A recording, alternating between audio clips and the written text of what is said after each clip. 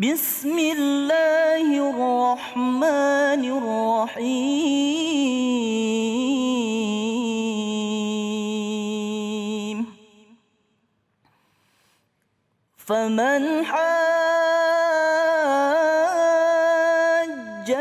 فيه من بعد ما جاءك من العلم فقل تعالوا ندع أبناءنا وأبناءكم ونساءنا ونساءكم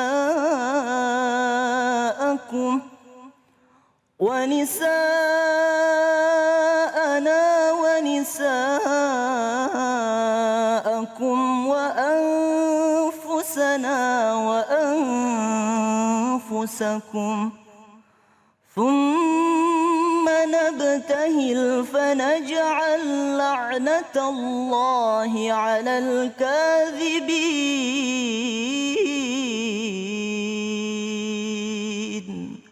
صدق الله العظيم. Bismillahirrahmanirrahim. Allahumma salli ala Sayyidina Muhammad wa ala ali Sayyidina Muhammad. Assalamualaikum warahmatullahi wabarakatuh.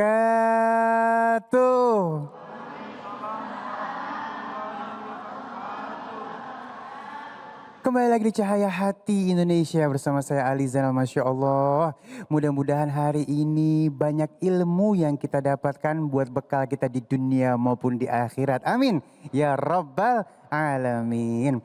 Baik, jamaah yang dimuliakan Allah Subhanahu wa taala, insya Allah hari ini kita akan bahas 3 tema yang sangat luar biasa. Jangan sampai dilewatkan dari awal sampai akhir nanti ya. Yang pertama, bolehkah kita muhabalah? Oh, Masya Allah ya. Yang kedua, jadikan takutmu sebagai pengingat. Ya, yang ketiga, ketika segala cara dihalalkan. Aduh, judulnya bagus-bagus banget. Pasti banyak ilmu yang akan kita dapatkan ya. Dan selain itu juga nanti kita bertemu dengan guru-guru kita yang dimuliakan Allah Subhanahu wa taala. Ada bersama kita insya Allah Al-Ustadz Syamsul Ma'arif, Ustadz Mohai, Ustadz Ahmad Jazri, dan nanti kita akan ngaji bersama Ustadz Syam. Namun sebelumnya Ali ingin mengingatkan juga untuk protokol kesehatan dengan 5M, mencuci tangan, menggunakan masker, menjaga jarak, menghindari kerumunan, dan membatasi diri untuk bepergian. Kalau nggak penting-penting amat, di rumah aja. Sebelum kita masuk ke dalam tema kita yang pertama, Ali ingin sapa dulu jamaah yang sudah hadir di masjid. Assalamualaikum. Assalamualaikum. Masya Allah. Dari mana nih? Dari majelis taklim mana? Al-Ahsana? Pandeglang, Banten, jauh banget. Pasti siap-siapnya jam 2 pagi tadi, bener? Masya Allah, mudah-mudahan persiapan ibu, langkah ibu kemari semuanya dinilai pahala oleh Allah Subhanahu wa taala. Amin ya rabbal alamin. Baik, kita akan masuk ke dalam tema kita yang pertama. Bismillahirrahmanirrahim. Bolehkah kita mubahalah ya? Insya Allah akan disampaikan oleh guru kita yang dimuliakan Allah Subhanahu wa taala, Al-Ustadz Syamsul Ma'arif. Allahumma sholli ala Sayyidina Muhammad.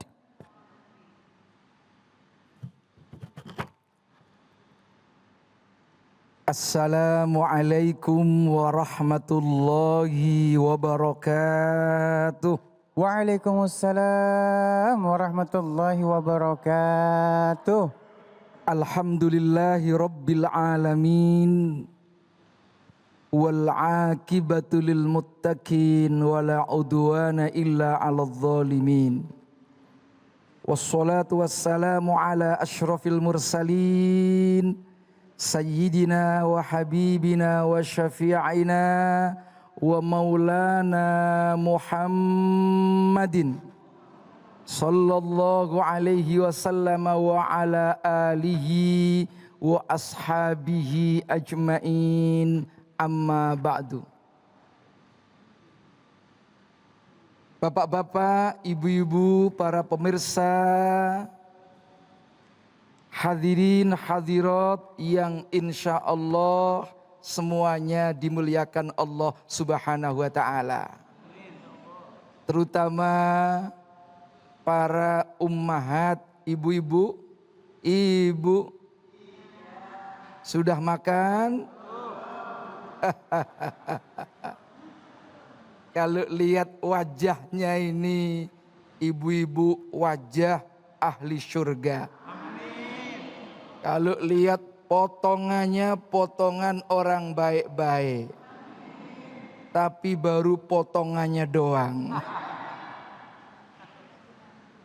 Ibu-ibu, bapak-bapak, hadirin, hadirat, pemirsa di Nusantara yang insya Allah dimuliakan Allah Subhanahu wa Ta'ala. Terutama host, ganteng gak Bu? Masya Allah. Dengan suami ibu gantengan mana? Ini namanya Habib Ali Zainal. Tadi sudah disampaikan oleh Habib Ali tentang judul. Judulnya adalah mubahalah. Apa Bu? Mubahalah. Mahiyal mubahalah wa ma adraka mal mubahalah. Apa yang Anda ketahui tentang mubahalah? Embo. Tahu embo? Mubahalah itu berasal dari kata bahala yabhalu, bahlan. Sama maknanya dengan la'ana yal'anu la'nan wa la'natan. Jadi kalau ada kalimat bahalahullahu, maknanya adalah la'anahullahu, Allah melaknat seseorang. Kata bahala kemudian ditambah sisipan alif menjadi bahala, yubahilu mubahalatan. Ini kalau menurut anak santri mengandung faedah lil musyarakah, bersama-sama.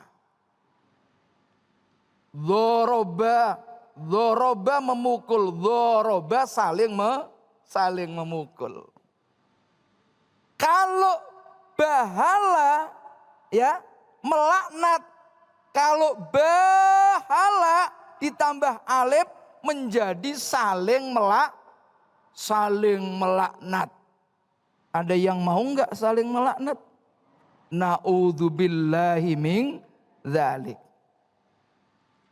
Nah, dalam sejarah ada sebuah peristiwa, yaitu ketika Nabi besar Muhammad sallallahu alaihi wasallam berkomunikasi, diskusi, omong-omong dengan orang Nasrani dari kelompok Najran.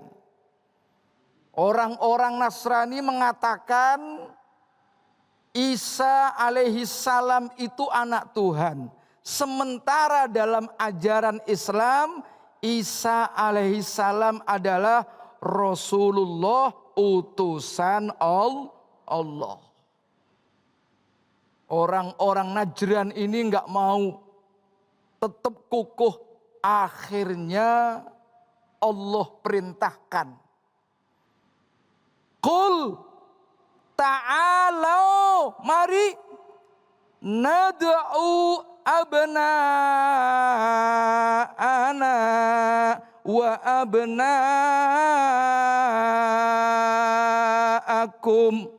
Allah, wa nisa'ana wa nisa'akum wa anfusana wa anfusakum summa nabtahil fanaj'al la'natallahi 'alal kadzibin. Undanglah anak-anak kita, anak-anak kamu, istri-istri kita, istri-istri kamu, diri-diri kita, diri-diri kamu. Untuk apa? Nabtahil. Apa nabtahil itu? Melakukan doa. Doa Ibtahala maknanya da'a wa tadarru'a. Doa dengan khusyuk. Tapi doa yang mempunyai konsekuensi akan dilaknat oleh Allah manakala orang itu bohong. Bu, kita pernah bohong apa enggak, Bu? Pernah. Semua orang pasti punya pernah bohong. Kadang-kadang malah langganan. Ada yang begitu, Bu? Mana orangnya? Nah, istilah mubahalah itu adalah saling melaknat dalam bidang keyakinan atau urusan akidah. Kalau memang bohong punya konsekuensi logis akan mendapatkan laknat Allah Subhanahu wa ta'ala. Akhirnya ditunggu-tunggu itu orang-orang Nasrani dari Najran enggak datang, enggak berani. Karena apa? Kalau mereka datang, akan dilaknat oleh Allah. Karena memang apa yang disampaikan oleh Nabi kita Muhammad Sallallahu Alaihi Wasallam adalah sebuah kebenaran. Mubahalahnya enggak jadi. Loh kok sekarang tiba-tiba banyak orang yang sok-sokan sedikit-sedikit mau mubahalah. Padahal mubahalah kalau dilihat dari aspek sejarah.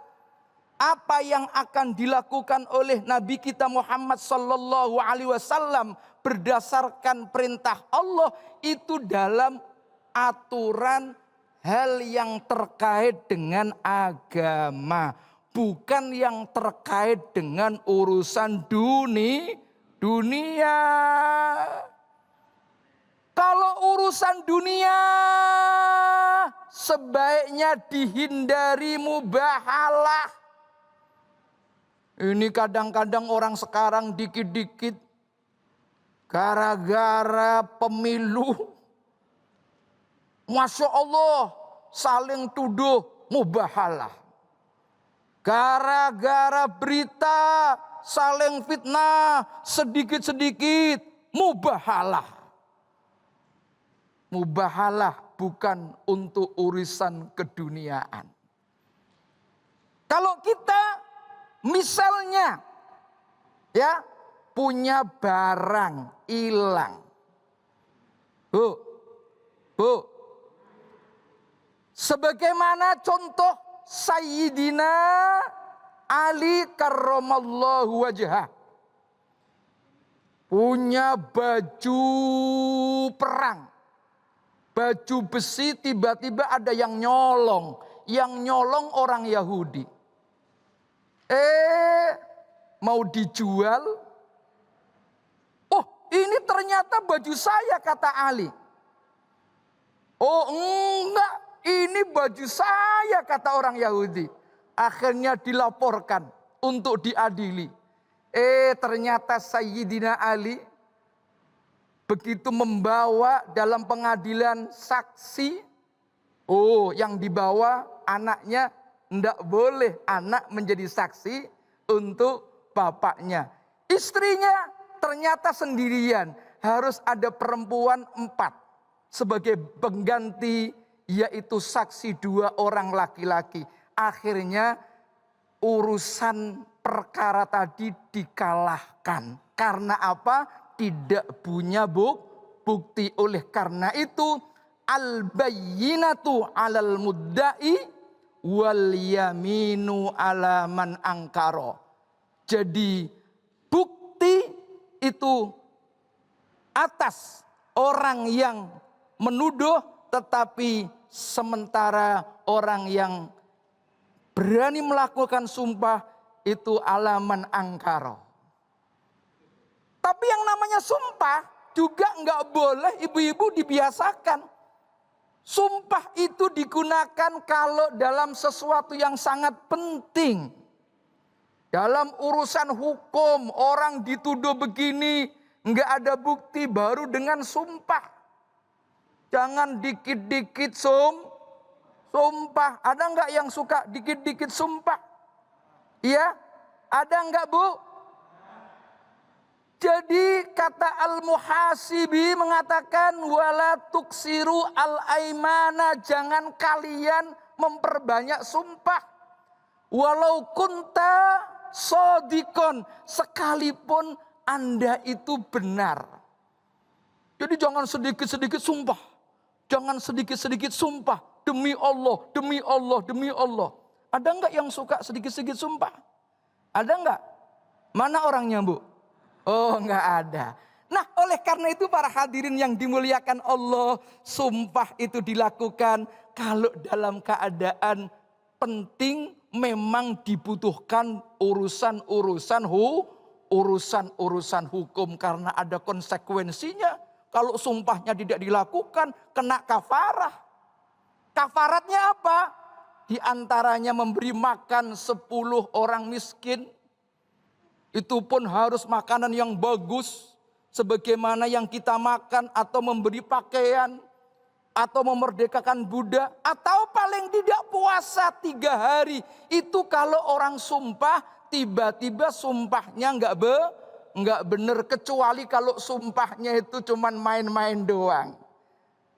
Kalau dalam komunitas tertentu ada orang yang tiap hari sedikit-sedikit wallah, ini wallah. Ada nggak itu? Beb, dikit-dikit wallah, itu main-main aja itu. Ya, nah oleh karena itu Bapak Ibu semua, jangan gunakan teori mubahalah untuk urusan-urusan keduniaan. Karena apa? Resikonya besar.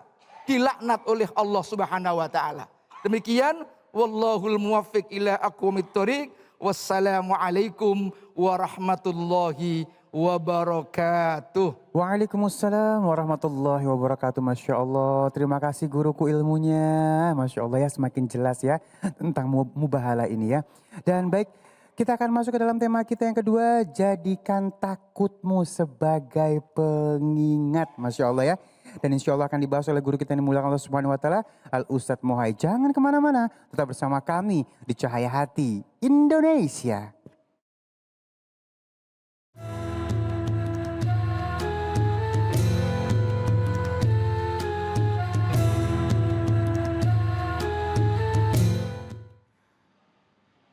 أعوذ بالله من الشيطان الرجيم. بسم الله الرحمن الرحيم.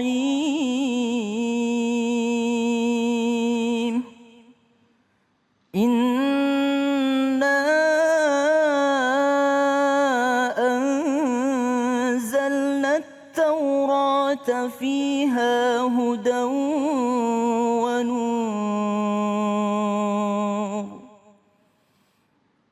يحكم بها النبيون الذين أسلموا للذين هادوا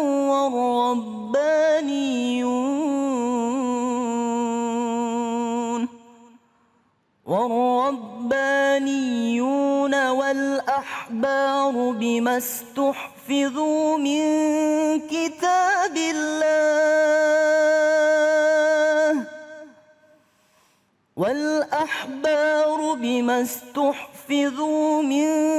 كتاب الله وكانوا عليه شهداء فلا تخشوا الناس واخشوني ولا تشتروا بآياتي ثمنا قليلا ومن لم يحكم بما أنزل الله فأولئك هم الكافرون. صدق الله العظيم. Maha benar Allah dengan segala firman-Nya. Masya Allah, terima kasih Qori kita Muhammad Yusuf. Dan baik, kembali lagi di Cahaya Hati Indonesia, kita masuk ke dalam tema kita yang kedua. Jadikan takutmu sebagai pengingat.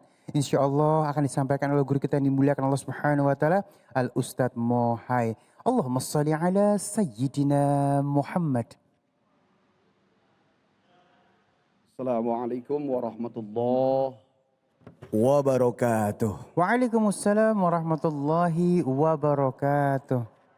Alhamdulillah wassalatu wassalamu ala Rasulillah. Asyhadu an la ilaha illallah wahdahu la syarikalah wa asyhadu anna Muhammadan abduhu wa rasuluhu alladzi la nabiyya ba'dah.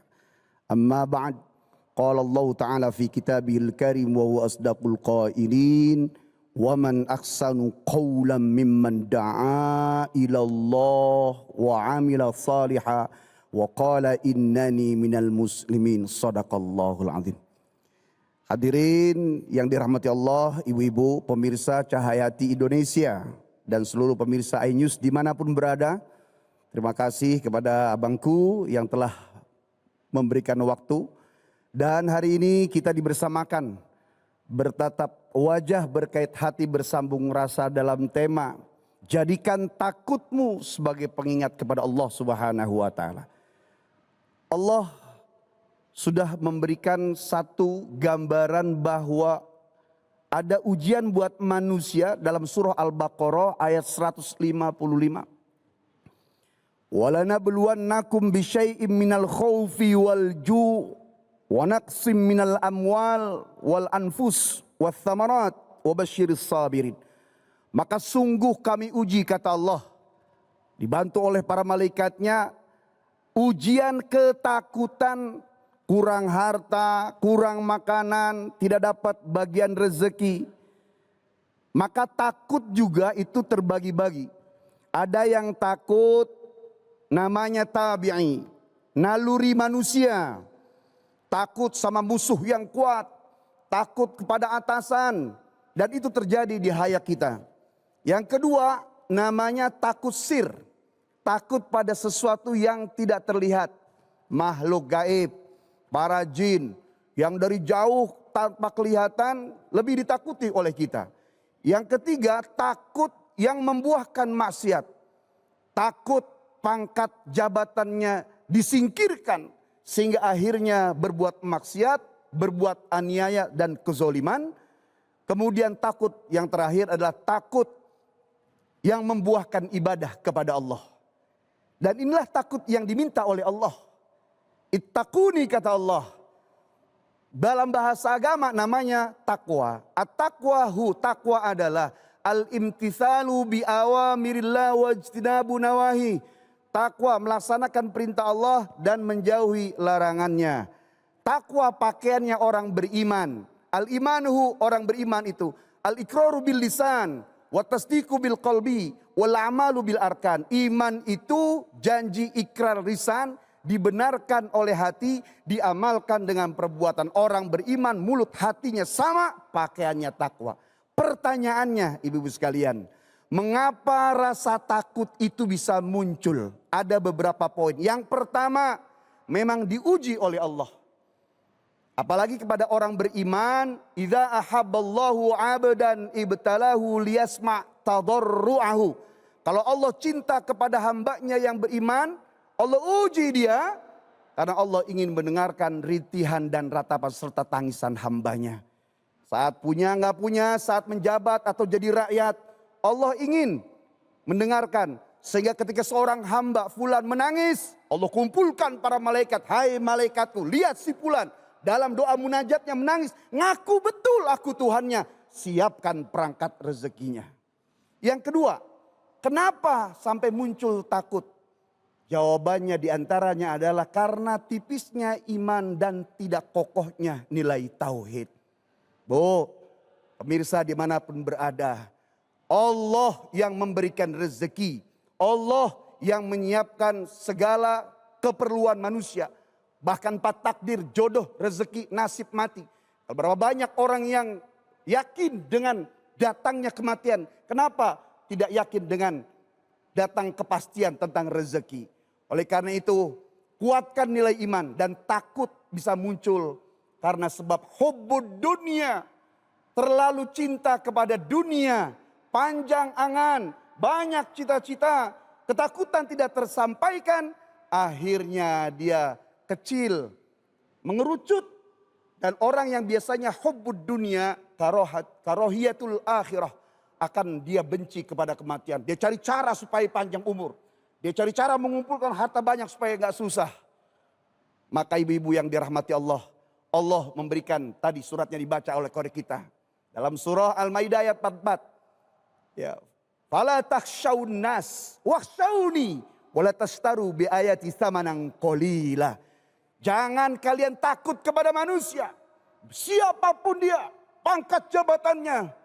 Selama kita benar di jalan Allah, jangan pernah takut.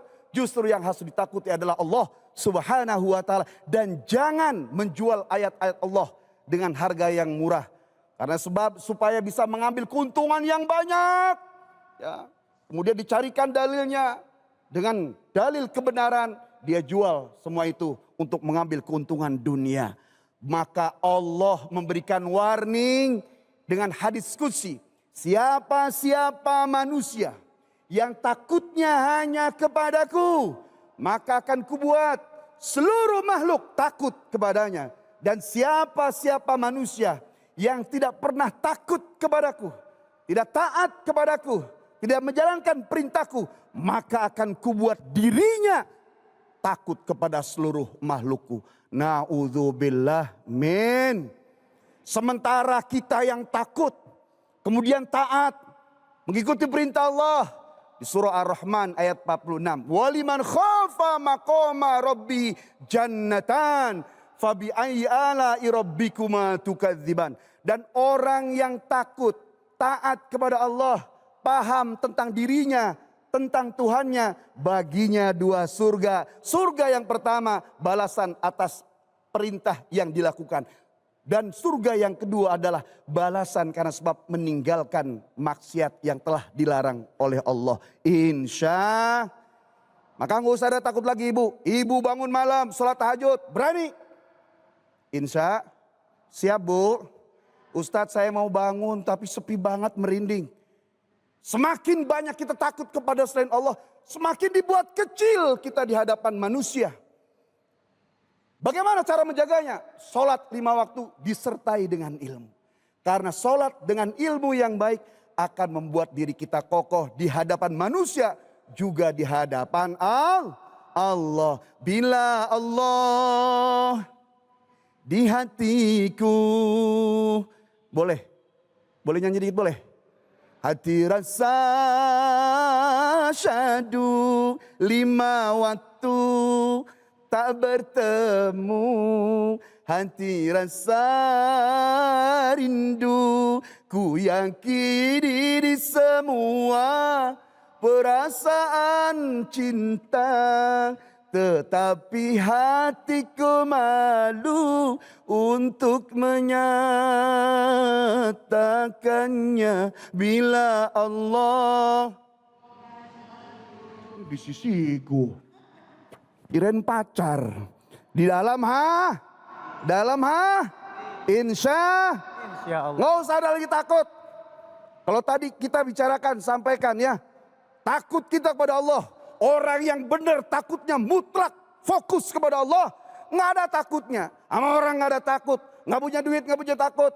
Saat kita ada di bawah, ada pejabat yang lebih tinggi, selama kita benar taat kepada Allah, Allah yang akan menguatkan iman dan kekokohan tauhid kita. Insya Allah. Gimana caranya supaya diiringi keberanian itu? Allah yang tanamkan keberanian.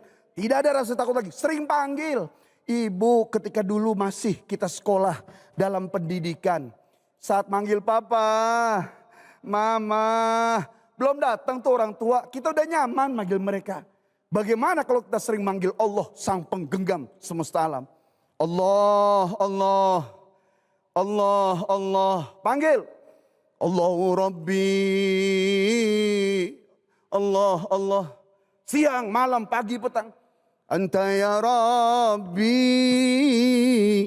Allahu Rabbi, Anta ya Rabbi. Allah, Allah. Nikmat nggak? Nikmat nggak? Allahu Rabbi. Panggil dengan air mata. Anta ya Rabbi. Allahu Rabbi. Anta ya Rabbi. Allahu Rabbi. Jeritan hati. Anta ya Rabbi. Allahu Rabbi. Anta ya Rabbi. Allahu Rabbi. Anta ya Rabbi. Allahu Allah. Allah, Allah. Nikmat apa enggak? Ya, kita sering manggil orang. Suamiku, anakku, menantuku, sahabatku. Kata Allah, akunya kapan? Aku rindu kepadamu wahai hambaku. Kutunggu kau di subuh, zuhur, asar, maghrib, isya. Tak kunjung kau hanya mengumbangkan takbir. Tapi hatimu tidak sampai kepadaku. Panggil aku. Allah rindu, Bu. Subhanallah. Oleh karena itu, tidak ada lagi yang ditakuti oleh manusia. Apalagi takut sama kemiskin. Takut sama kemiskin. Ya Bu, apalagi sekarang nih. Baru selesai kita nih. Mudah-mudahan segera sirna COVID-nya. Amin. Ya Rabbal. Ya, jangan takut susah. Sekarang data banyak perempuan yang ngantri di KUA. Ngantri di pengadilan agama. Gara-gara apa? Laki nggak punya duit. Bu. Punya uang nggak punya uang. Tetap bersama Allah. Insya Allah. Mau doanya. Supaya kalau malam bangun nggak takut sama jin. Ayo, sering kita baca selesai sholat. Bismillahirrahmanirrahim. La ilaha illallah. Wahdahu la syarikalah. Lahul mulku. Walahul hamdu. Yuhyi. Wa yumit. Wa huwa ala kulli syai'in qadir. Sekarang doa lagi. Supaya kita nggak takut ngadepin dunia dan kehidupan. Bismillahirrahmanirrahim. Allahumma inni a'udzubika minal hammi wal huzni wal ajzi wal kasal wal bukhli wal jubni wa golabatid dain wa qahrir rijal. Amin ya Rabbal. Kuatkan hati, kokoh dalam jiwa, tidak ada takut lagi. La khaufun alaihim wala yahzanun. Masya Allah, terima kasih guruku ilmunya. Masya Allah, nikmat banget ya. Dan baik, sesaat lagi kita akan masuk ke dalam tema kita yang selanjutnya.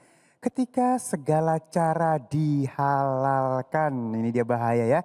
Insya Allah akan dibahas oleh guru kita yang dimuliakan Allah Subhanahu wa Ta'ala, Al Ustadz Ahmad Jazri. Jangan kemana-mana, tetap bersama kami di Cahaya Hati Indonesia.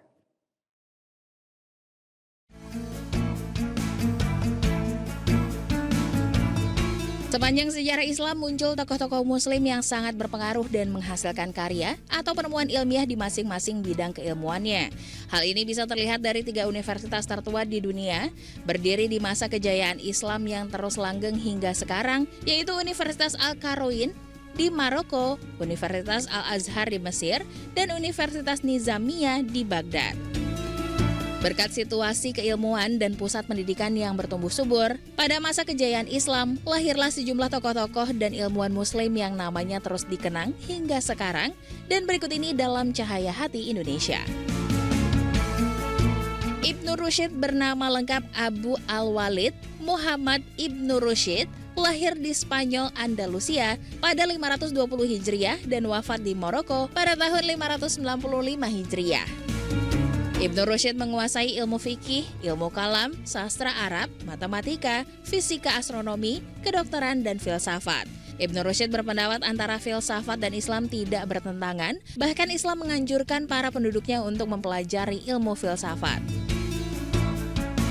Ibnu Ibnu Haisam, bernama asli Abu Ali Muhammad Al-Hasan bin Haisam bin Al-Haisam, lahir di Basrah, Irak pada 354 Hijriah dan meninggal dunia pada 430 Hijriah. Hingga sekarang Ibnu Haisam dikenal sebagai bapak optik modern. Ibnu Haisam menjelaskan bagaimana cara kerja optik mata manusia dalam menangkap gambar secara detail. Analisisnya mengenai cara kerja mata dan pengobatannya masih dipelajari hingga saat ini. Karyanya yang terkenal adalah Kitab Al-Manazir, buku optik, yang hingga kini diakui sebagai rujukan ilmu optik di banyak universitas di dunia. Al-Ghazali lahir di Tus, Iran pada 450 Hijriah dan wafat pada 505 Hijriah. Ia bernama asli Abu Hamid Al-Ghazali. Al-Ghazali dianggap sebagai filsuf dan teolog terkenal di abad pertengahan. Ia belajar mazhab Syafi'i dan mendalami teologi Islam dan tasawuf. Berkat pengetahuannya yang luas dan dalam, ia dipercaya memimpin Universitas Nizamiyah di Baghdad dan sekaligus menjadi guru besarnya. Bukunya yang berjudul Ihya Ulumuddin, Tahafut Al-Falasifah, dan lain sebagainya terus dipelajari di berbagai belahan dunia hingga sekarang. Nama lengkapnya adalah Abu Ali Al-Husain Ibnu Abdullah Ibnu Sina, lahir di desa Afshana dekat Bukhara, kini termasuk Uzbekistan, pada 370 Hijriah dan wafat pada 428 Hijriah di Hamazan. Ibnu Sina menguasai bahasa Arab, geometri, fisika, logika, ilmu hukum Islam, teologi, dan ilmu kedokteran.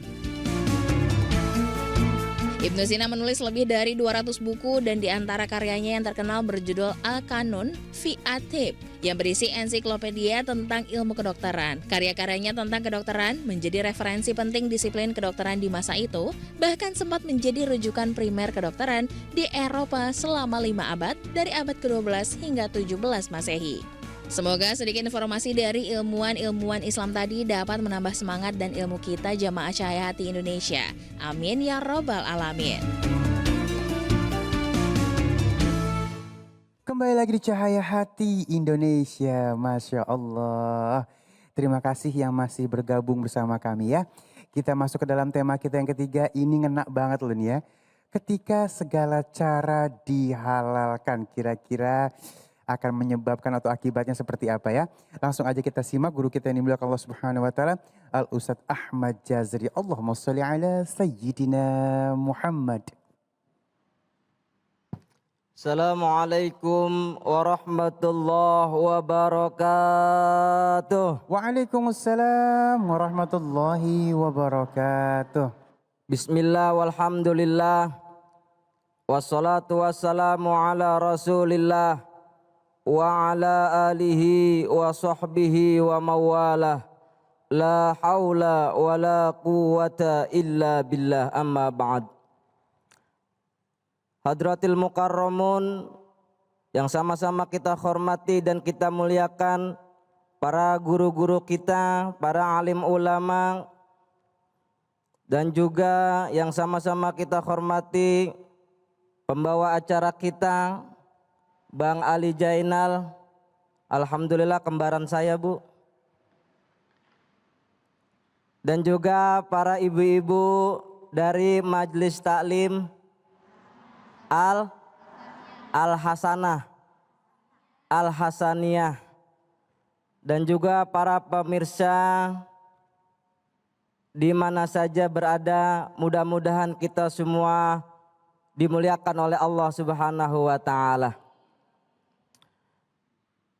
Puji syukur marilah sama-sama kita panjatkan kehadirat Allah Subhanahu wa taala, karena dengan nikmatnya kita bisa hadir di tempat ini dalam rangka menuntut ilmu pengetahuan.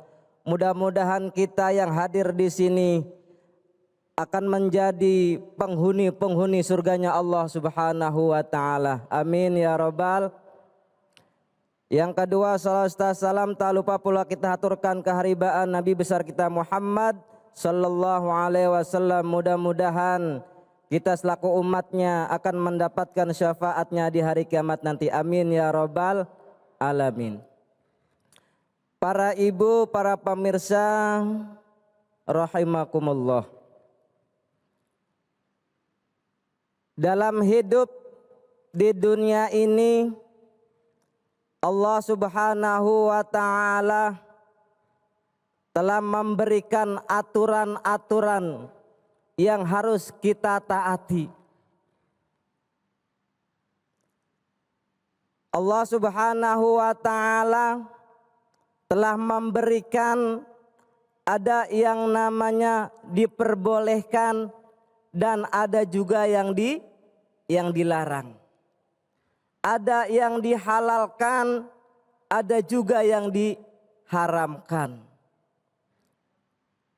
Yang dihalalkan oleh Allah Subhanahu wa taala kita kerjakan. Yang dilarang oleh Allah Subhanahu wa taala, yang diharamkan oleh Allah Subhanahu wa taala kita tinggalkan. Apabila kita melakukan akan ada konsekuensinya.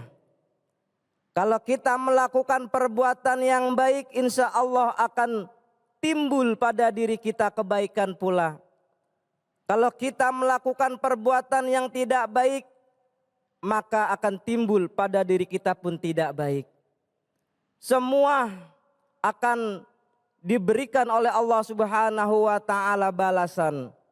Sebagaimana Allah Subhanahu wa taala berfirman, "Faman ya'mal mithqala dzarratin khairan yarah." Allah. Saya ulang Bu ya. Tidur Bu ya. Bu. Sehat. Saya ulang. Faman ya'mal mithqala dzarratin khairan yarah. Wa man ya'mal mithqala dzarratin syarran yarah. Apabila kita melakukan perbuatan yang baik meskipun sebesar biji sawi akan dibalas oleh Allah Subhanahu wa taala. Dan apabila kita melakukan perbuatan yang tidak baik meskipun sebesar biji sawi itu pun akan dibalas oleh Allah Subhanahu wa taala. Oleh karena itu jangan sampai kita menjadi orang-orang yang menghalalkan segala cara. Kalau kita menghalalkan segala cara untuk mendapatkan sesuatu, untuk mencapai tujuan kita, kita tidak melihat yang halal, kita tidak melihat yang haram. Yang halal kita ambil, yang haram kita embat. Berarti kita termasuk orang-orang yang hubbud dunya. Cinta terhadap dunia. 14 abad yang lalu Rasulullah SAW mengingatkan kepada kita. Sayati ala ummati zamanun yuhibbunal khamsa wa yunsaunal khamsa. Kata Rasulullah SAW, akan datang suatu masa, suatu zaman yang mana umatku itu cinta terhadap yang 5 akan tetapi melupakan yang 5. Yang pertama, yuhibbuna dunya wa yunsaunal akhirah. Nanti umatku itu cinta terhadap dunia akan tetapi mereka melupakan akhirat. Dunia yang bersifat sementara tetapi akhirat yang abadi kita lupakan. Na'udzubillah. Yang kedua, kata Rasulullah SAW, nanti umatku itu yuhibbunal hayat wa yunsaunal maut. Akan datang suatu masa yang mana umatku itu cinta terhadap kehidupan, akan tetapi mereka melupakan kematian. Kita semua sadar bahwa kita semua akan kembali kepada Allah Subhanahu wa ta'ala. Sebagaimana Allah berfirman, Bismillahirrahmanirrahim. Fa idza jaa ajaluhum la yastakhiruna sa'atan wa la yastaqdimun. Allah berfirman mengingatkan kepada kita, apabila telah datang kematian, apabila telah datang ajal, maka tidak bisa dimajukan dan tidak bisa dimundurkan. Yang ketiga kata Rasulullah, yuhibbunal qusur wa yunsaunal kubur. Nanti itu umatku itu cinta terhadap rumah-rumah yang indah, gedung-gedung yang mewah, tetapi mereka melupakan tempat abadi mereka, yaitu di dalam kubur. Al-qabru awwalu manzilin min manazilil akhirah. Kuburan itu awal kita menuju negeri akhirat. Para jamaah sekalian yang saya hormati, kita semua akan pindah alam. Kalau kita selama ini tidur di rumah yang indah, di rumah yang megah, di kasur yang empuk, bantal yang empuk, dan kita ditemani oleh anak dan istri kita, ditemani oleh suami kita. Tapi nanti suatu saat semua akan meninggalkan kita. Kita akan berada di dalam kubur sendirian, Bu. Makanya karena kita hidup di alam kubur sendiri, haruslah kita banyak-banyak mencari bekal. Karena yang mengantar kita, yang pertama adalah keluarga kita, yang kedua adalah harta kita. Keluarga kita akan pulang, harta kita akan pulang, wa yabqa wahidan, yang tinggal cuma satu adalah amal perbuatan kita, yakni amal baik kita. Itulah yang akan menemani kita. Kalau kita berbuat baik, amaliyah-amaliyah yang kita lakukan di dunia ini baik, insya Allah amaliyah-amaliyah itu akan menjelma seperti orang-orang yang kita kasihi di dunia ini. Mudah-mudahan kita semua menjadi orang-orang yang selamat di dunia dan juga selamat di akhirat. Amin ya rabbal alamin. Amin ya rabbal alamin. Terima kasih guruku yang dimuliakan Allah Subhanahu wa taala. Sesaat lagi kita akan menjawab pertanyaan-pertanyaan yang sudah masuk melalui media sosial kita. Jangan kemana-mana, tetap bersama kami di Cahaya Hati Indonesia.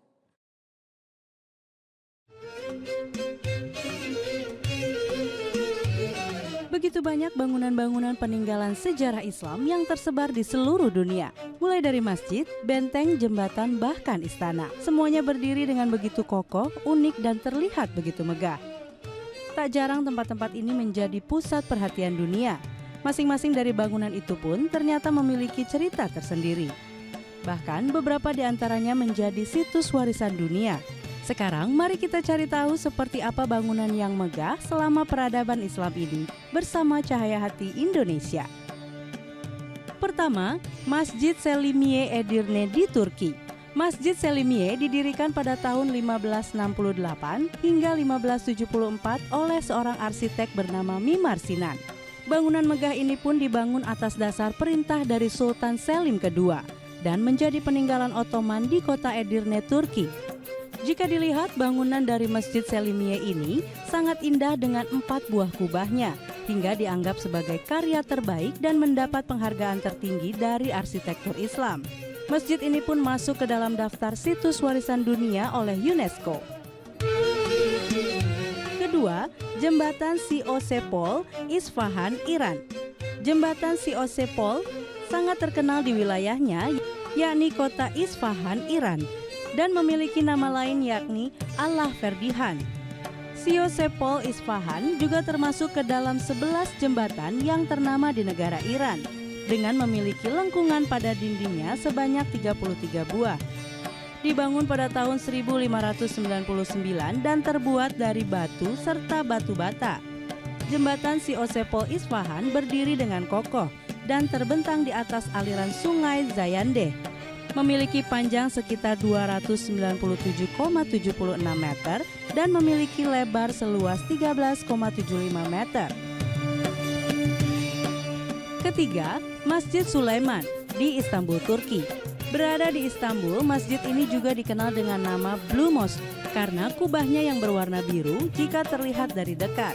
Bangunan ini didirikan pada tahun 1603 sampai 1617 ketika pemerintahan Sultan Ahmed I. Masjid Sulaiman pun menjadi bangunan yang tak terbanding karena memiliki 6 buah menara hingga kubah yang bertingkat-tingkat.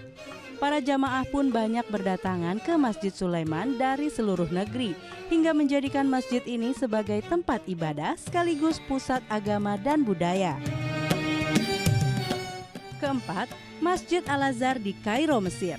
Dibangun oleh Panglima Jauhar Asikili di tahun 359 sampai 361 Hijriah, Masjid Al-Azhar di Kairo menjadi bangunan Islam yang megah dan fenomenal.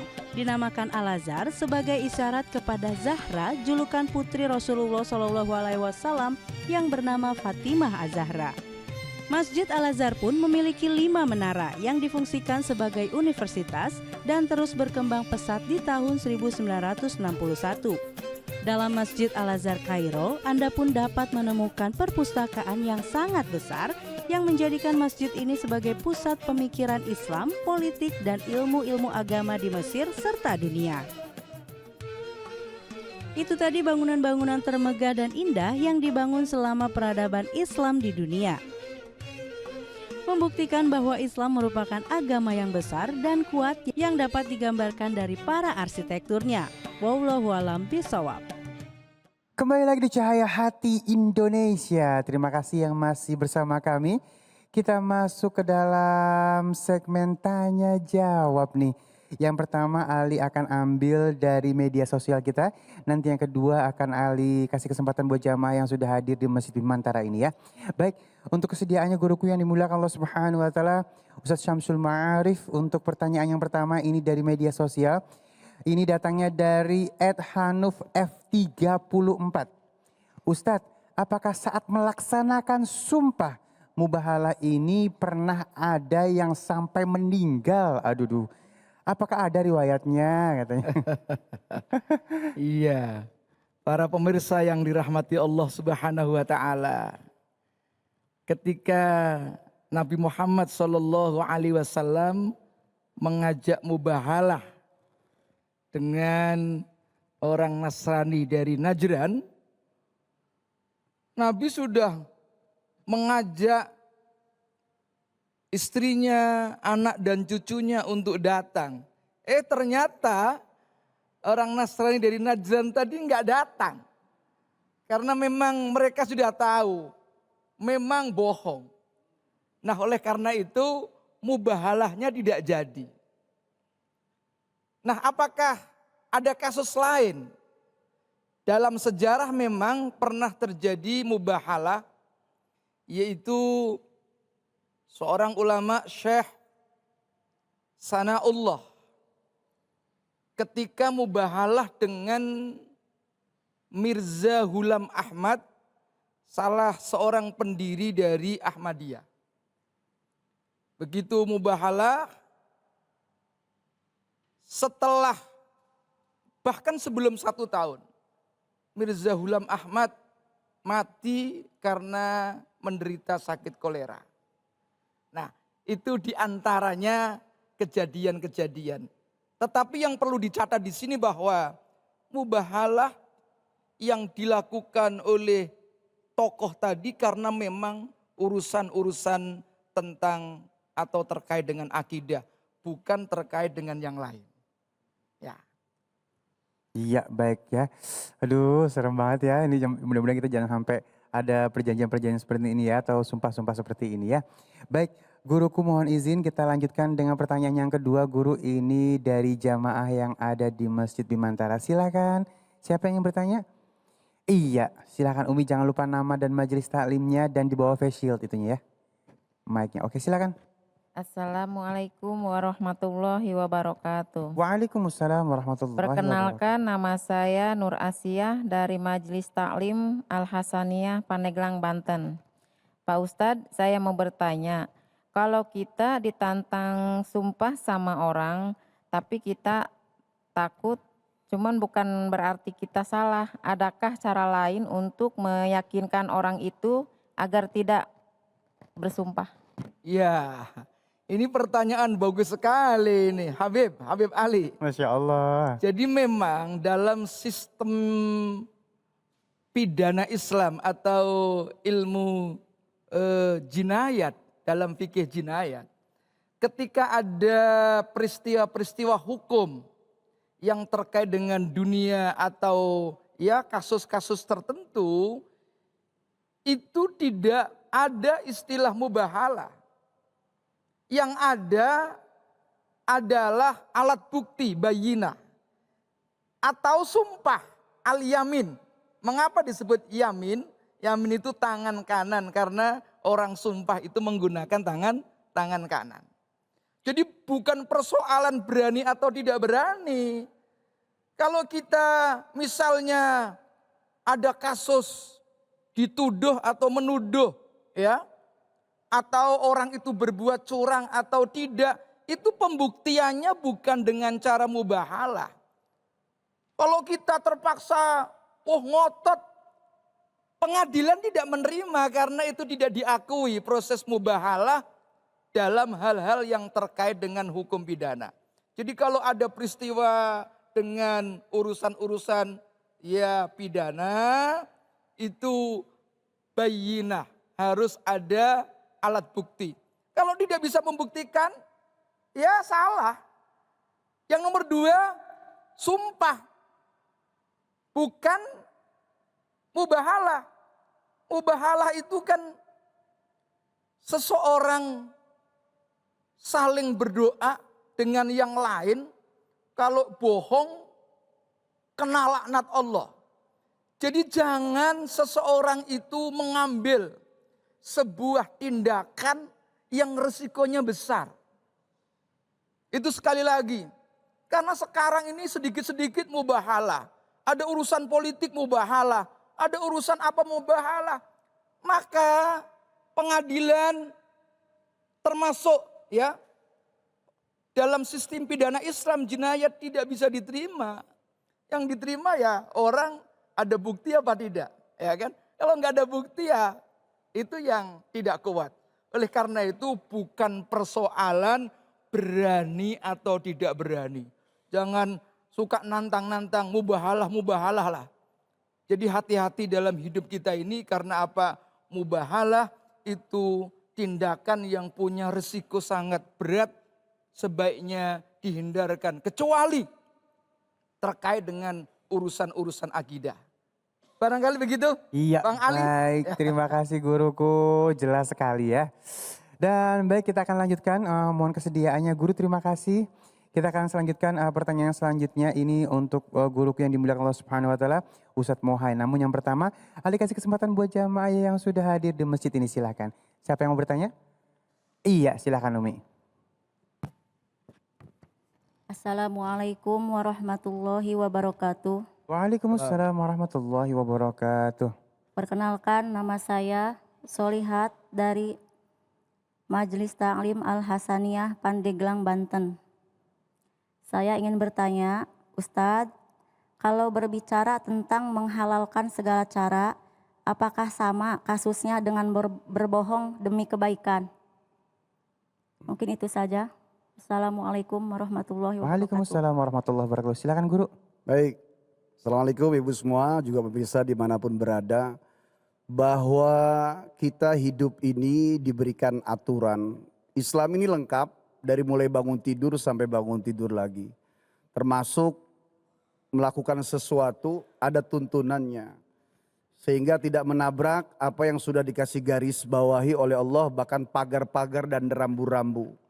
Untuk bisa melakukan sesuatu yang menghalalkan segala cara, tentunya ini timbul sebuah fanatik pada sebuah tujuan. Bahkan ikhtiar yang berlebihan pun bisa menimbulkan kemusyrikan. Sekiranya mampu, kerjakan. Ketika tidak mampu, maka serahkan kepada Allah. Fa idza azamta fatawakkal 'ala Allah.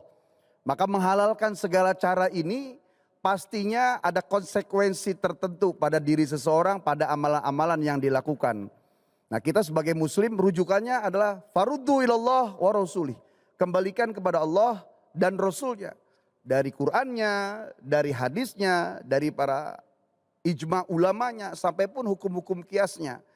Jadi kalau sudah bicaranya sesuatu, ya dipilih. Karena Islam ini sangat lengkap. Oleh karena itu dalam melakukan, termasuk ketika berlawanan arah dengan orang yang mungkin dalam beda pandangan, atau urusan bisnis, urusan perniagaan, ya ketika ternyata belum sampai kepada ketentuan rezekinya, sehingga tidak membuat arah dia untuk mengambil segala upaya untuk menghalalkan, maka sungguh ketentuan rezeki adalah rezeki sendiri itu pun sesuatu yang bisa dipakai. Ketika belum sampai di tangan belum tentu rezeki. Ya, maka menghalalkan segala cara bisa membahayakan. Apa yang sangat diambil oleh manusia dengan pikiran yang sangat kuat karena sebab nafsu amarah untuk menghancurkan, nafsu syahwat untuk mencari kenikmatan dan keindahan, maka Allah menguji apa yang sangat manusia sangat cintai, Allah juga menguji apa yang sangat manusia benci. Masya Allah, jelas ya Umi ya, Masya Allah ya. Baik, guru ini lucu nih, ada pertanyaan yang sangat bagus kalau aku bilang nih ya. Jadi pertanyaan buat kita nih ya.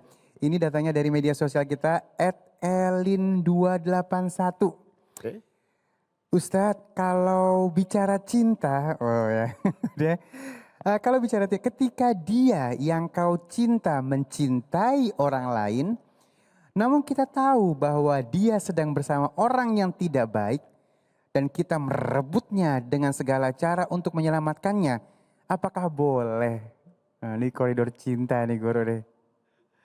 Ini ada pertanyaan yang bagus. Ternyata Nabi pernah menyampaikan cara mencintai, cara membenci. Ya, ahbib habibaka haunan ma, asayakuna bagiduka yauman ma, wa abghid bagiduka haunan ma, asayakuna habibaka yauman ma. Cintai seseorang sedang-sedang saja, karena suatu saat bisa menjadi musuh yang paling dibenci. Dan benci seseorang sedang saja, bisa jadi akan menjadi orang yang paling dicintai. Artinya ketika kita mencintai seseorang, ternyata sedang berada di sampingnya orang lain. Kalau bahasa anak muda itu, awas ada proposnya. Ya sekiranya orang itu memang jodohnya, maka sampaikan pinta kepada Allah. Karena ada anak muda tuh doa gini, ya Allah jadikanlah dia jodohku. Kalau belum jadi jodoh, gimana caranya jadi jodohku? Kalau ternyata dia masih jadi orang, putuskan jadi jodohku. Tuh doanya motot. Ini gak benar. Minta kepada Allah, ya Rabb, aku mencintainya. Dia akan membawaku kepada Allah. Tapi sekarang dia sedang bersamanya. Aku melihat dia tidak baik ya Allah. Sekiranya dia jodohku, aku mencintainya. Maka engkaulah zat pemilik cinta. Buatlah ia mencintaiku. Doa kepada Allah. Ya, baik cukup guru ya. Baik terima kasih. Masya Allah ya. Dan jamaahku yang dimuliakan Allah Subhanahu wa Ta'ala, sesaat lagi kita akan memperbaiki bacaan Al-Quran kita. Siapkan Al-Qurannya ya. Jangan kemana-mana. Tetap bersama kami di Cahaya Hati Indonesia.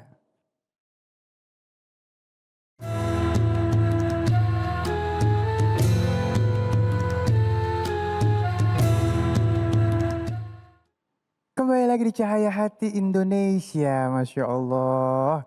Kita masuk ke dalam segmen di mana kita akan memperbaiki bacaan Al-Quran kita. Semangat ya. Yuk ngaji yuk, ayo.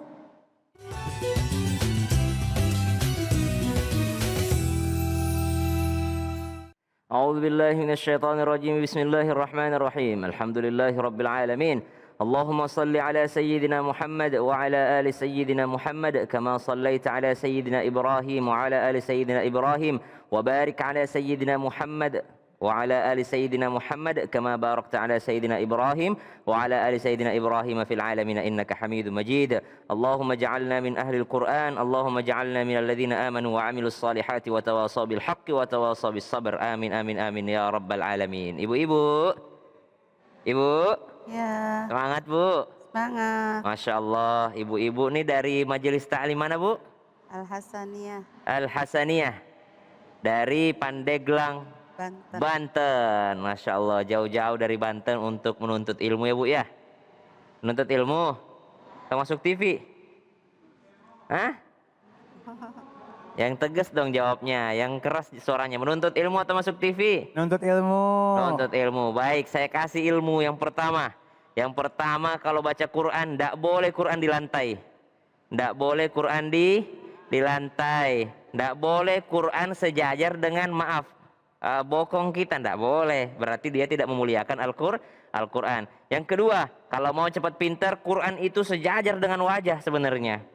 Sejajar dengan wajah atau di atas di dada dia. Harus di tempat yang tinggi. Makanya biasa orang tua kita itu pakai bangku, ya kan? Pakai meja di depannya.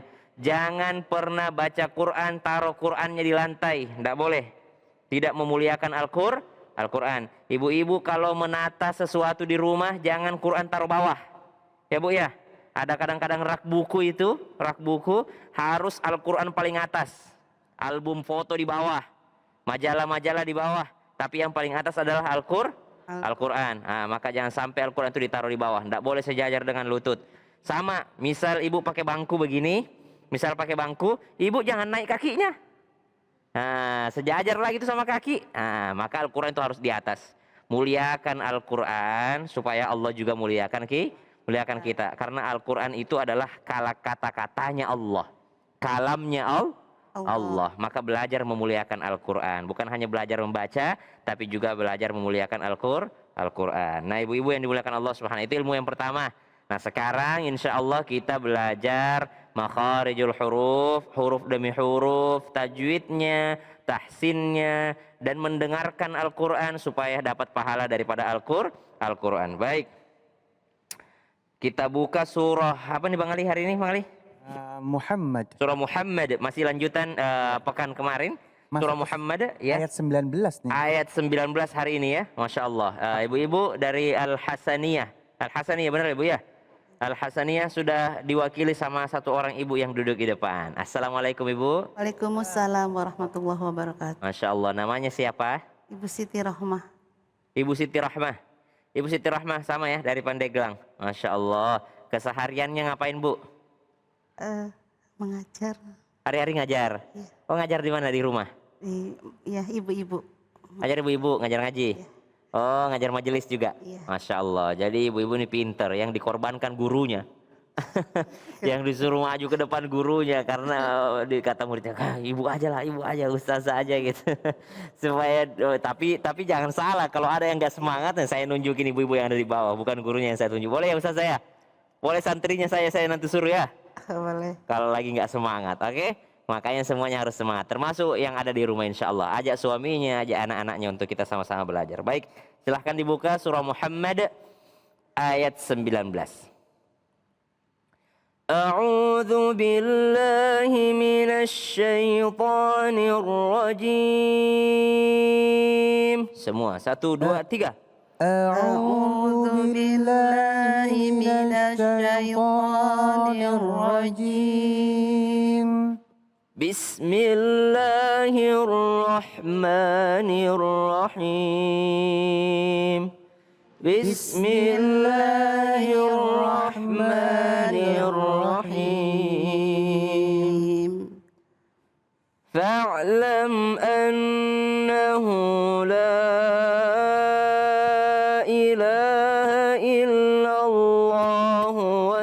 واستغفر لذنبك فاعلم أنه لا إله إلا الله واستغفر لذنبك.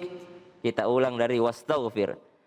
واستغفر لذنبك وللمؤمنين والمؤمنات واستغفر لذنبك وللمؤمنين والمؤمنات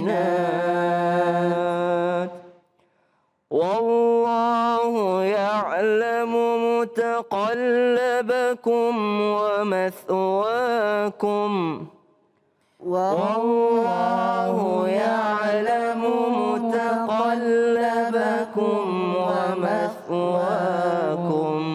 Silahkan Ibu dibaca dari awal. A'udzubillah. A'udzu billahi minasyaitonir rajim. Allah. Bismillahirrahmanirrahim. Allah. fa'lam annahu la ilaha illallah wastaghfir li dzambik. Allah. Wastaghfir li dzambika walil mu'minina wal mu'minat. Iya. Wallahu ya'lamu mutaqallabakum wa mathwaakum. Allah. Jadi yang perlu diperhatikan adalah fa'lam mim sukun ketemu dengan a tidak berdengung. Jadi jangan fa'lam tidak boleh, tapi langsung fa'lam annahu la panjang la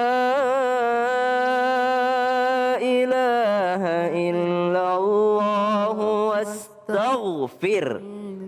Istighfar, wastaghfir, astaghfirullah, ghafara, huruf gha itu tebal. Jadi kalau astaghfir, gha-nya tebal. Astaghfirullah, ya. Wastaghfir, jangan wastagfir. Beda. Wastaghfir li dzambika walil mu'minina wal mu'minat. Kalau sebutkan al-mu'minin walil mu'minin itu adalah huruf hamzah. Huruf hamzah berbeda dengan huruf ain. Kalau huruf a agak di dalam dia. Ba, fa'lam. Ini ain nih. Ini ain yang di pertama itu. Fa'lam. Tapi kalau al-mu'minin itu pakai hamzah. Jadi keliru kalau ada orang bilang wahai orang-orang yang beriman. Beriman salah. Beriman, ya. Walil mu'minin. Jangan walil mu'minin, salah, keliru. Walil mu'minina wal mu'minat. Ini juga hamzah, bukan ain, ya. Bukan ain. Jadi jangan wal mu'minat, salah, tapi wal mu'minat. Wallahu ya'lamu. Ini baru ain. Mutaqallabakum wa mathwaakum. Kita lanjut ke ayat 20. Silahkan Ibu. Wa yaqulu alladhina amanu laula nuzzilat surah. Allah. فإذا أنزلت سورة محكمة وذكر فيها القتال. فإذا أنزلت سورة محكمة وذكر فيها القتال. Kalau ndak nyampe berarti sampai muhkamah. Fa'idha, kerendahan ya Bu suaranya. Fa'idha unzilat suratum muhkamah. Boleh. Silakan Bunda. Fa'idha unzilat suratum muhkamatun wa dhukira fiha. Boleh. Wa dhukira fiha al-qitalu ra'aita alladhina fi qulubihim maradun yanzurun. Boleh di marad, ya. Wa dzukira fiha al-qitalu ra'aita alladhina fi qulubihim marad. Artinya dalam hati mereka ada penyakit. Sampai situ. وذكر فيها القتال رأيت الذين في قلوبهم مرض. Iya, boleh. في قلوبهم مرض مرض ينظرون إليك نظر المغشي Iya. نظر المغشي عليه من الموت Iya. فأولى لهم. Iya, memang kalimatnya udah lumayan susah nih surah Muhammad ya. Jadi kalau lancar di sini insya Allah juz-juz yang lainnya juga lancar. Masih semangat Bu? Iya, semangat. Semangat. Semangat Bu, semangat. Lebih semangat lagi ya Bu ya. Ya, ada mic nggak di situ Bu? Oh, ada mic-nya. Coba silakan Bunda yang ada mic di depannya. Silakan Ibu, ada mic di depan Ibu tuh. Nah, auzubillah. Ayo yang mana? Ayo. Awal ayat aja Bu. Wa yaqulul ladzina amanu laula nuzzilat surah. Iya, ayat 20. Silakan Bu. A'udzu billahi minasy syaithanir rajim. Allah. Bismillahirrahmanirrahim. Wa yaqulul ladzina amanu laula nuzzilat surah. Nuzzilat surah. Dia gabung dia. Nuzzilat surah. Lanjut.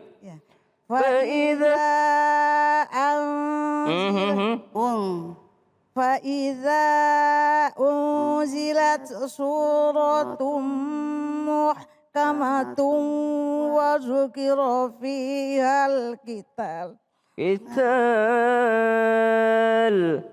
Ya jangan dipaksain ya. Lanjut. Ra'aital ladzina fi qulubihim maradun yanzurun. Boleh berhenti di maradun. Marad. Ra'aital ladzina fi qulubihim marad. Ra'aital ladzina fi qulubihim marad. Jangan pakai itu bukan qalqalah.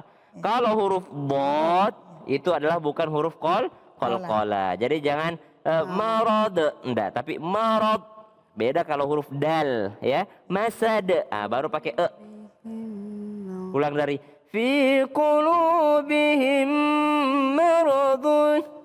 Fi qulubihim maradun yanzuruna ilaika nazar. Udah minum Bu? Belum. Lagi puasa ya? Iya boleh. Fi qulubihim. Tarik nafas dulu. Fi qulubihim maradun yanzuruna ilaika nazar. Oke. Bingung ya? Ilaika nazarul maghsyi alaihi minal maut. Nah itu namanya huruf lin. Jadi panjangnya. Minal maut. Sama. As-salatu khairum minan naum. Nah itu huruf lin namanya. Lanjut. Fa'aula lahum. Allah. Ini bagus-bagus ngajinya dari Majelis Taklim Pandeglang Banten nih. Enggak salah jauh-jauh datangnya Bang Ali ya. Nah, silakan lanjut Bang Ali ayat 21. Ta'atun wa qaulun ma'ruf. Ta'atun wa qaulun ma'ruf. Ya, gantian Bu sama Bang Ali Bu. Bang Ali Zainal lagi Bu, lanjut. Ta'atun wa qaulun ma'ruf. Ya, berdengung Bang Ali. Ta'atun wa qaulun ma'ruf. Ta'atun wa qaulun ma'ruf. Iya. فإذا عزم الأمر. فإذا عزم الأمر. Amr gitu ya. Amr. فإذا عزم الأمر. Ya, karena roknya tetap tebal. Kenapa roknya tebal? Jamaah sekalian boleh dilihat. Fa'idha azamal amr. Kenapa? Karena sebelum huruf ra ada sukun. Dan sebelum sukunnya adalah fathah. Nah, a, mim, ra. A itu fathah. Ya. Amr. Sama dengan wal asr. Ra-nya tebal. Kenapa? A-nya fathah. Innal insana lafi khusr. Khu tebal. Ya, jadi ra-nya juga ikut tebal. Terus Bang Ali. فلو صدقوا الله لكان خيرا لهم. Iya. فلو صدقوا الله لكان خيرا لهم. Silahkan Ibu Ustazah diulang dari ta'atu wa qaulun ma'ruf. أعوذ بالله من الشيطان الرجيم. Iya. بسم الله الرحمن الرحيم. طاعة وقول معروف. Iya. فإذا عزم الأمر. Iya. فلو صدقوا الله لكان خيرا لهم. Iya, jadi kalau ada sebelum lafaz Allah ini falau sadaqullah, Allahnya tebal.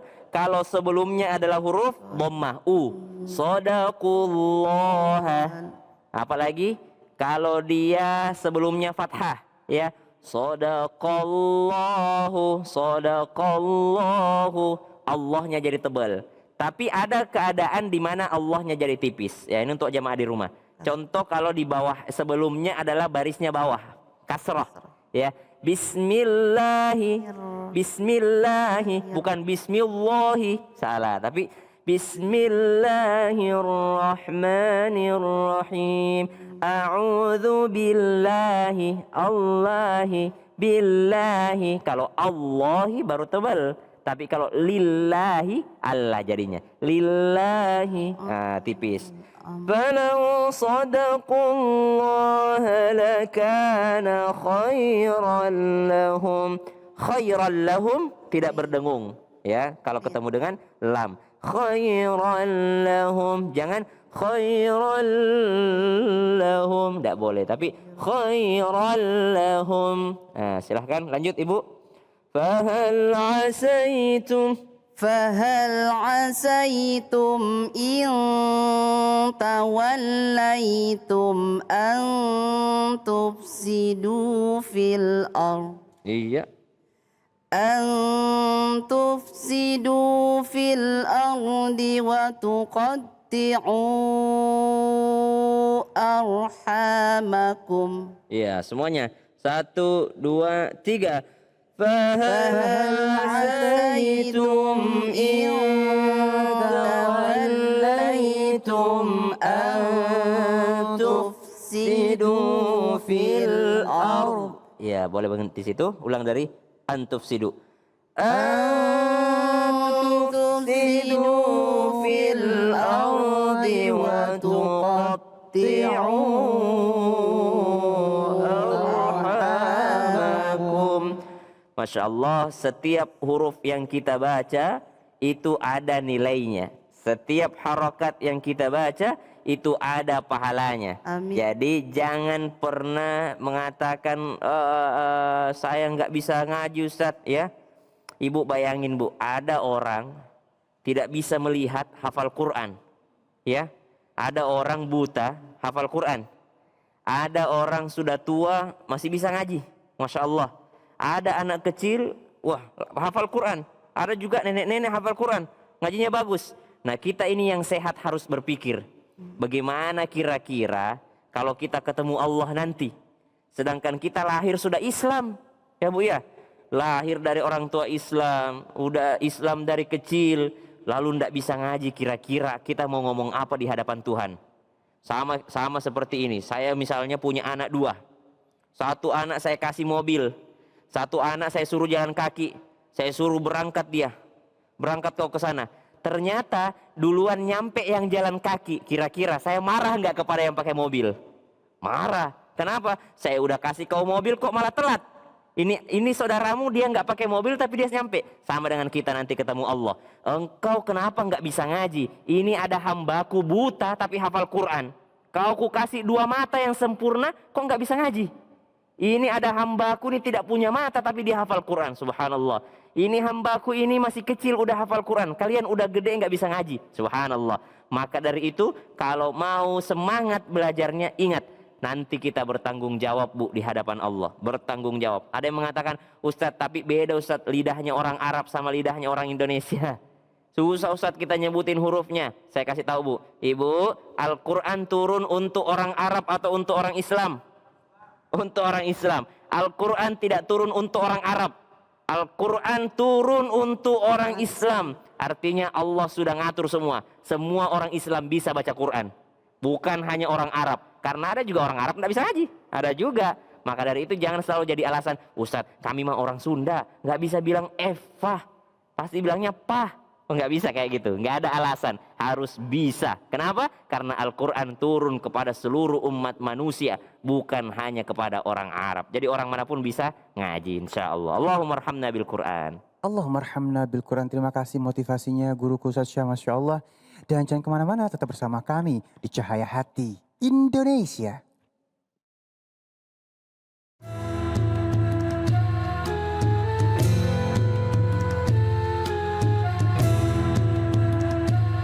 Pemirsa dimanapun berada, takut dan bingung sudah Allah tanamkan dalam hati manusia. Maka Allah memberikan jalan keluar untuk supaya bisa berani jalani kehidupan dan takut kita hanya kepada Allah. Maka jadilah kekasih Allah.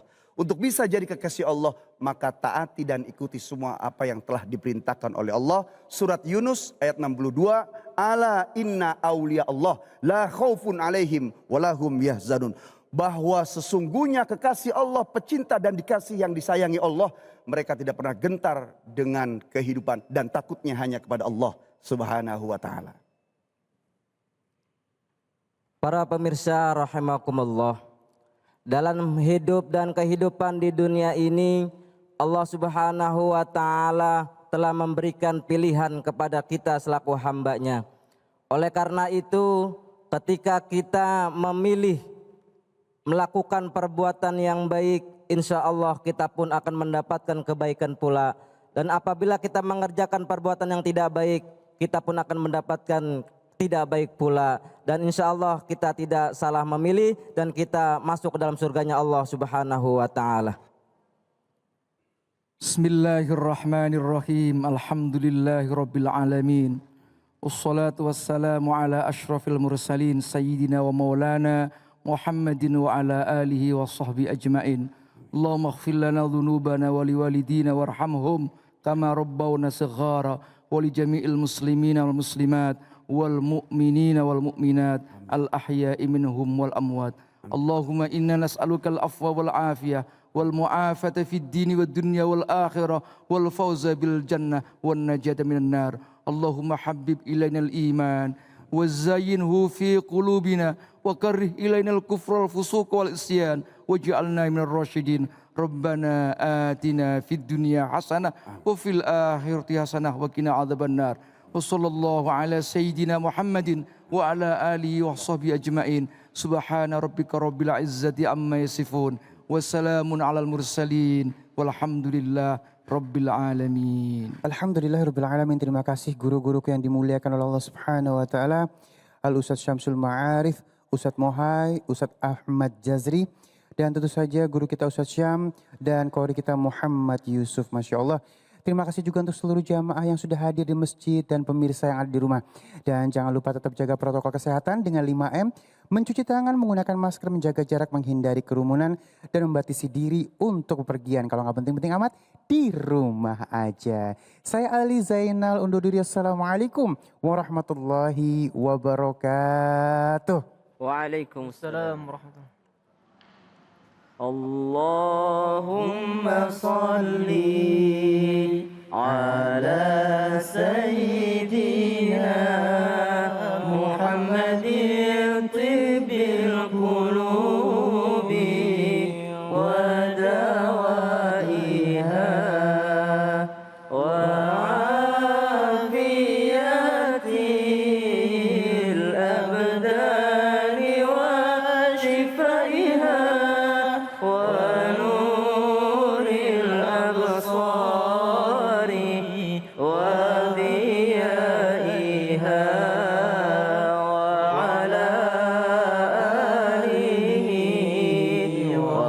ربه